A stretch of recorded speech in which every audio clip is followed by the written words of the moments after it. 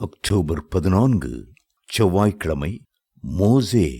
மோசே தேவனுடைய வீட்டில் எங்கும் உண்மை உள்ளவனாயிருந்தது போல இவரும் தம்மை ஏற்படுத்தினவருக்கு உண்மை உள்ளவராயிருக்கிறார். எபிரேயர் 3:2. உண்மை உள்ளவர் பூமியில் உள்ள சகல மனிதரிலும் சாந்த குணமுடையவர், தேவனோடு முகமுகமாக பேசுகிறவர் என்றெல்லாம் சாட்சி பெற்ற தேவ மனிதனாகிய மோசேயை இன்றைக்கு நாம் சந்திக்கப் போகிறோம். மோசே வாழ்ந்த காலங்கள் 120 வருடங்கள்.